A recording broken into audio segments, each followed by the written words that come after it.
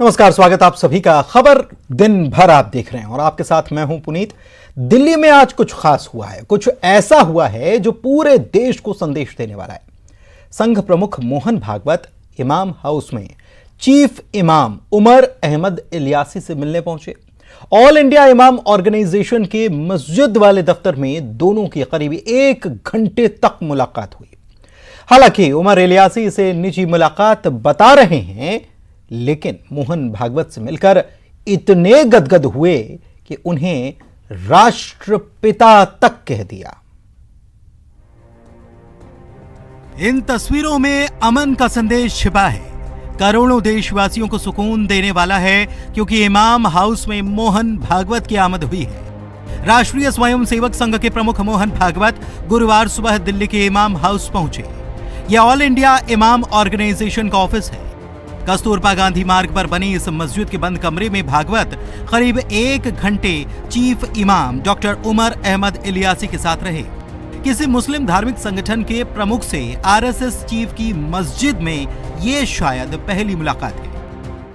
ये बहुत खुशी की बात है कि आज परम आदरणीय मोहन भागवत जी का इमाम हाउस में आना, मैंने उनको जाती निमंत्रण दिया था।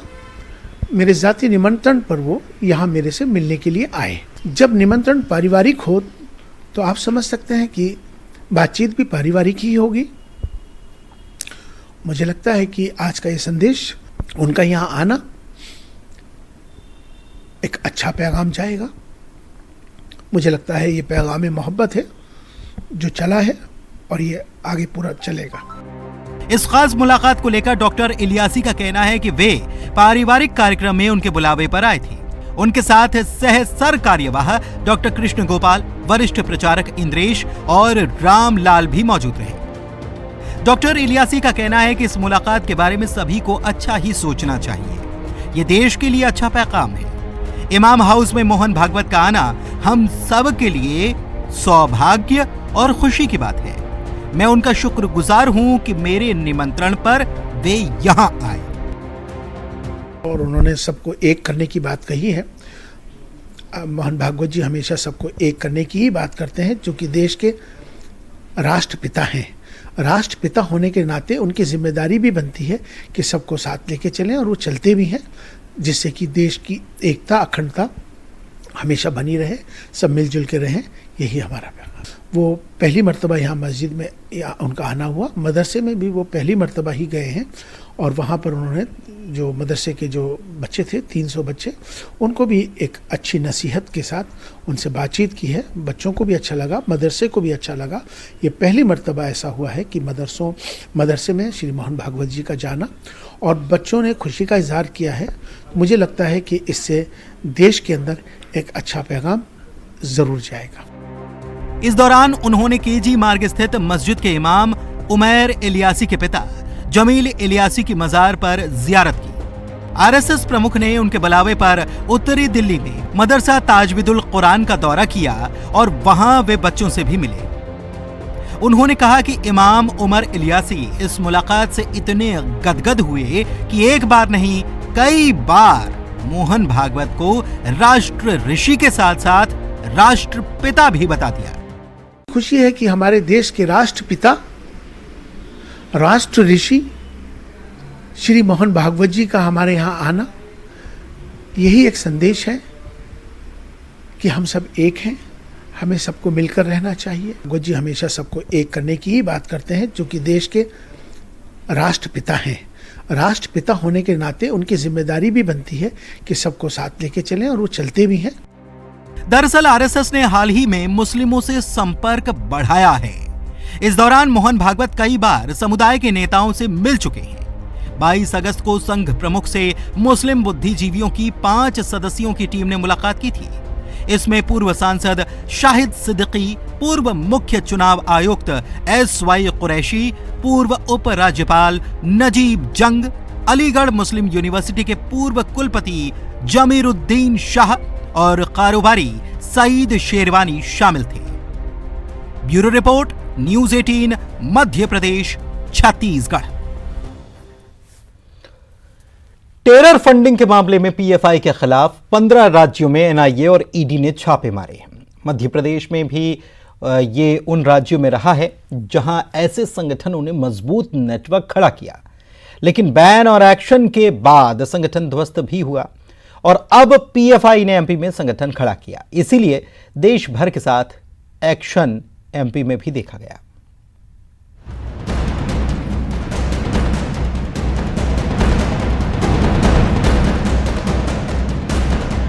टेरर फंडिंग मामले में आधी रात से देश के 13 राज्यों में पीएफआई यानी पॉपुलर फ्रंट ऑफ इंडिया के ठिकानों पर एनआईए का एक्शन जारी है।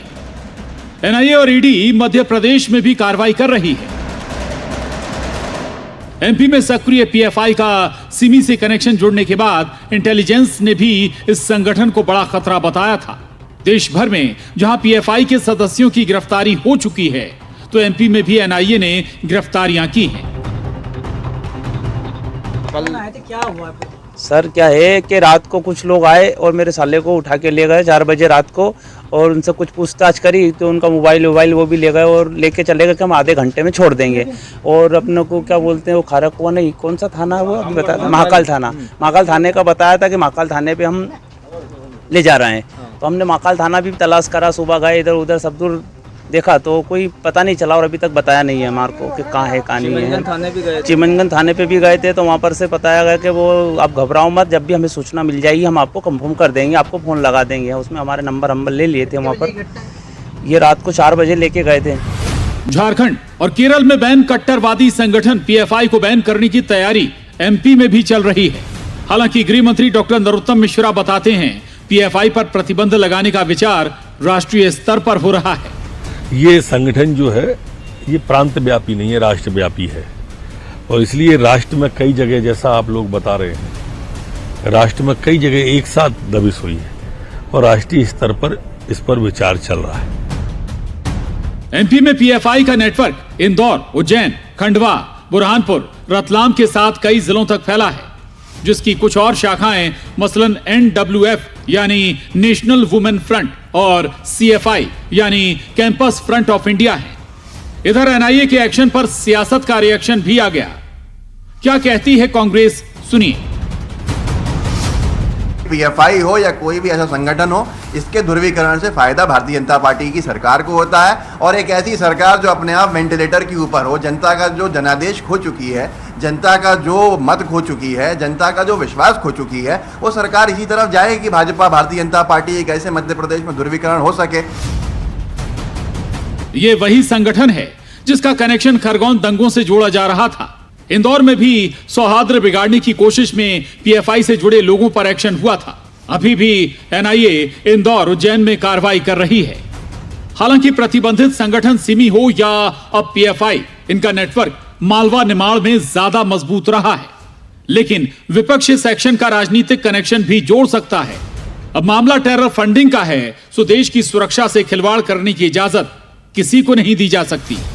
इंदौर से अरुण त्रिवेदी, भोपाल से वासु चौरे के साथ bureau report, news 18, Madhya Pradesh, Chhattisgarh. Chhattisgarh में शराबबंदी को लेकर राजनीतिक बवाल शुरू हो चुका है। शराबबंदी के लिए बनाई गई कमेटी के अध्यक्ष सत्यनारायण शर्मा ने कह दिया कि शराबबंदी जनता के लिए कोई मुद्दा ही नहीं है और सिर्फ ये बीजेपी के लिए मुद्दा है। आम जनता को शराबबंदी से कोई मतलब नहीं है। सत्यनारायण शर्मा ने बीजेपी महिला मोर्चा के आंदोलन पर कहा कि महंगाई से ध्यान हटाने और भटकाने का यह षड्यंत्र हो रहा है।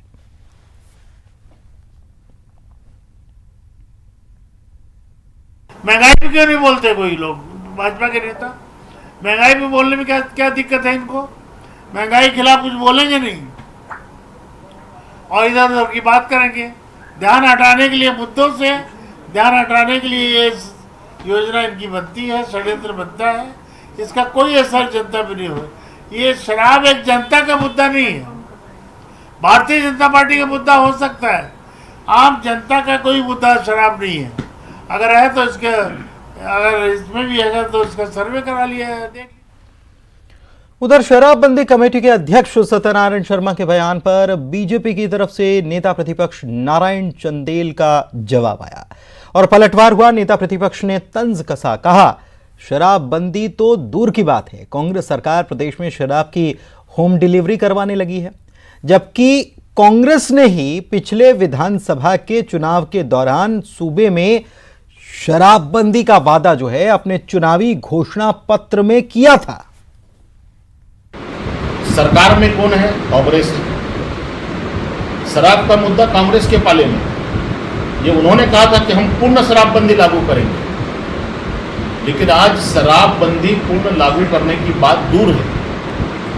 कोरोना काल में भी छत्तीसगढ़ में शराब की होम डिलीवरी भूपेश सरकार ने किया था। नेता प्रतिपक्ष नारायण चंदेल के साथ प्रदेश बीजेपी अध्यक्ष ने भी सत्यनारायण शर्मा पर निशाना साधा और कहा कि शराबबंदी का मुद्दा कांग्रेस के चुनावी घोषणा पत्र का हिस्सा है, जिसे कांग्रेस की सरकार पूरा नहीं कर रही। प्रदेश सरकार जनता को ठग रही है। शराबबंदी का तो जन घोषणा पत्र में कांग्रेस ने किया। आज 4.25 साल हो गया कमेटी बनाना और ये करना। मैंने इसीलिए कहा कि इस राज्य में कांग्रेस की इच्छा शक्ति नहीं है, जनता को ठगने का काम कर रही है। भाजपा का मुद्दा नहीं क्या है, ये विषय है। लेकिन जन घोषणा पत्र में शराबबंदी का मामला जन घोषणा पत्र में कांग्रेस ने किया था और आज उससे भाग रहे हैं। छत्तीसगढ़ विधानसभा में नेता प्रतिपक्ष नारायण चंदेल और प्रदेश बीजेपी अध्यक्ष अरुण साव का मिशन बस्तर जारी है। दोनों नेता सुकमा दंतेवाड़ा जिले के दौरे पर रहे, पार्टी कार्यकर्ताओं से मुलाकात की, मौजूदा स्थिति, चुनावी रणनीति पर बात की। दंतेवाड़ा में पार्टी कार्यकर्ताओं और पदाधिकारियों के साथ बैठक और मंथन वे करने वाले।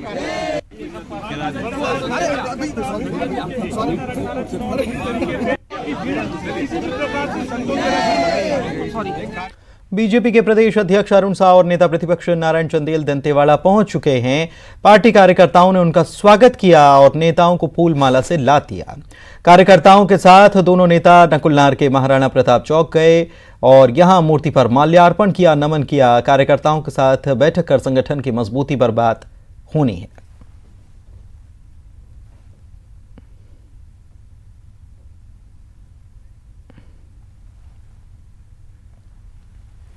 आबकारी मंत्री कवासी लखमा ने एक बार फिर से बीजेपी प्रदेश अध्यक्ष अरुण साव और नेता प्रतिपक्ष नारायण चंदेल के बस्तर दौरे पर निशाना साधा और कहा कि बीजेपी के बस्तर की सभी 12 सीटें जीतने के दावे पर उन्होंने तंज कसते हुए कहा है कि दोनों आए और मेरे खिलाफ चुनाव लड़कर दिखाएं। आबकारी मंत्री ने कोंटा से दोनों को चुनाव लड़ने की चुनौती भी दे डाली। मैं शुरू में बोला था बस्तर का दौरा आ रहे हैं, पिकनिक करने आ रहे हैं, अलमाला पहनने आ रहे हैं।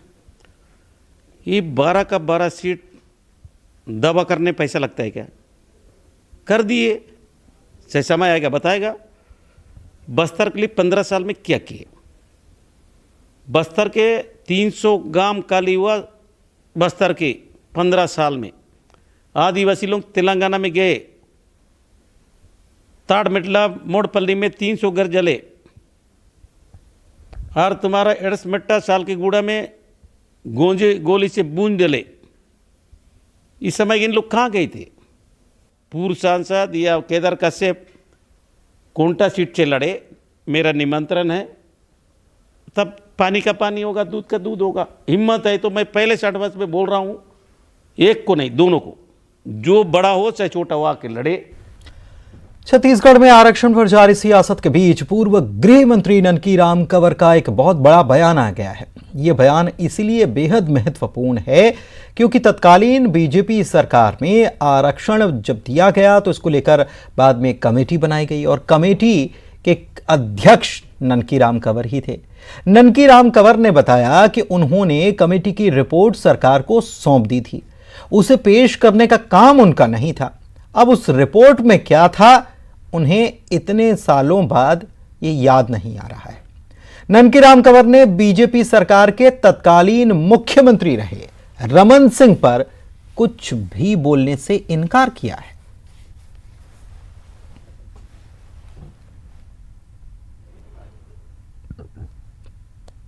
अध्यक्ष मैं था उसमें, कमेटी मेरी नहीं थी, समाज की कमेटी, उसमें अध्यक्ष था। अध्यक्ष के हैसियत से मैंने रिपोर्ट प्रस्तुत किया था, उसको लागू नहीं किया गया था। देखिए अब किसी ने नहीं किया उसके संबंध में मेरा कोई आरोप नहीं है कि क्यों नहीं किया, उसकी परिस्थिति उनको समझ में आएगा। और अब चूँकि मेरे माननीय मुख्यमंत्री जी हमारे ही मुख्यमंत्री थे, उनके बारे में आप पूछना चाहेंगे तो मैं क्या बताऊँ। नहीं, अब आपको पहले ही बता दिया था कि क्या रिपोर्ट था, किस संबंध में था, ये बहुत डिटेल मुझे नहीं आज में। छत्तीसगढ़ में साल 2023 में विधानसभा के चुनाव है और चुनाव से एक साल पहले ही बीजेपी मिशन बूथ के तहत विधानसभा और लोकसभा में बूथों का चयन कर उसे मजबूत बनाने में जुट चुकी है, जिस पर कांग्रेस तंज कस रही है। बीजेपी का कहना है कि बूथ मजबूत करना बीजेपी की केंद्रीय कमान की योजना है जो साल भर चलती रहती है। 2023 में जीत के लिए पार्टी कमर कस चुकी है। उधर कांग्रेस ने बीजेपी के बूथ लेवल पर काम करने की योजना पर चुटकी ली है। देखिए, भारतीय जनता पार्टी का बूथ सशक्तिकरण की केंद्र की योजना है और लोकसभा में 100 बूथ जो हम कभी जीते नहीं, उसमें सशक्तिकरण के लिए हम ध्यान दे रहे हैं और विधानसभा में ऐसे 25 बूथों को चिन्हित किया है। ये भारतीय जनता पार्टी का कार्य लगातार चलता रहता है और इसके निश्चित रूप से ये काम चुनाव के समय आता है तो भारतीय जनता पार्टी मुस्तैदी से लगी और 2023 में कांग्रेस को धूल चटाकर ही छोड़ेगी। देखिए, यह तो भारतीय जनता पार्टी की शुतुरमुर्गी चाल है। एक विधानसभा में 200 से 250 बूथ होते हैं। यदि एक विधानसभा में आप 25 बूथों को केंद्रित करने जा रहे हैं तो कहीं न कहीं आप सिर्फ औपचारिकता निभा रहे हैं। भारतीय जनता पार्टी 2018 का विधानसभा चुनाव 3/4 बहुमत से हारी है। इस प्रदेश में लगभग 23,000 बूथ हैं। यदि वास्तव में उन्हें काम करना है तो उन्हें पूरे 23,000 बूथों में काम करना पड़ेगा। का दामन छोड़कर बीजेपी के टिकट से चुनाव लड़ने वाले पूर्व विधायक रामदयाल उइके के सुर फिर से बदले नजर आ रहे हैं।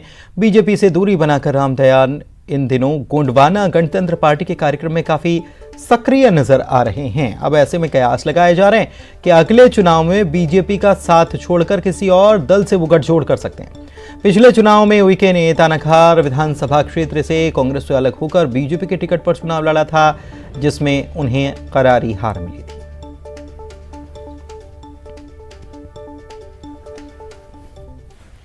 छत्तीसगढ़ के डीजीपी अशोक जुनेजा अपने एक दिनी दौरे पर पहली बार सरगुजा पहुंचे।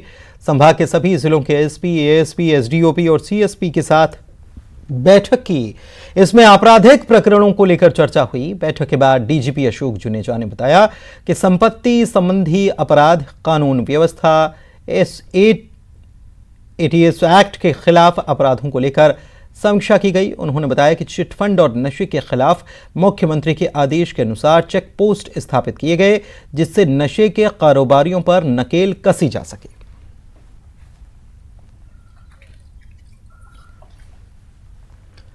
कोंडागांव में न्यूज 18 की खबर का असर हुआ। 2 सालों से बगैर पुस्तक कॉमर्स विषय की पढ़ाई कर रहे छात्रों के बीच पुस्तकों का वितरण कर दिया गया। सिस्टमैटिक तरीके से अब छात्र कॉमर्स पढ़ पाएंगे।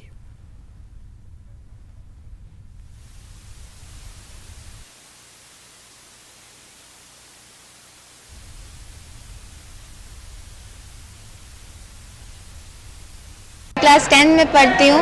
हम लोग को 2 सालों से हेल्थ केयर की बुक नहीं मिल रही थी, लेकिन न्यूज़ 18 के कारण हमारी बातें लोगों तक पहुँची, सरकार तक पहुँची, जिससे हमें हमारी बुक मिल गई 3 दिनों के अंदर। इसलिए मैं चैनल को धन्यवाद कहना चाहती हूँ। हमें जो 2 साल से बुक नहीं मिल रही थी, जो न्यूज़ 18 ने हमारी समस्या को लोगों तक पहुँचाया और हमें 3 दिन में बुक दिलाया, इसलिए न्यूज़ 18 को धन्यवाद, थैंक यू। कुछ दिन पहले हमने इस बुक की समस्या लेकर कोंडागांव डीओ ऑफिस गए थे, जहां हमने आवेदन किया था कि व्यावसायिक के छात्रों को पिछले 2 सत्र से बुक नहीं मिला है।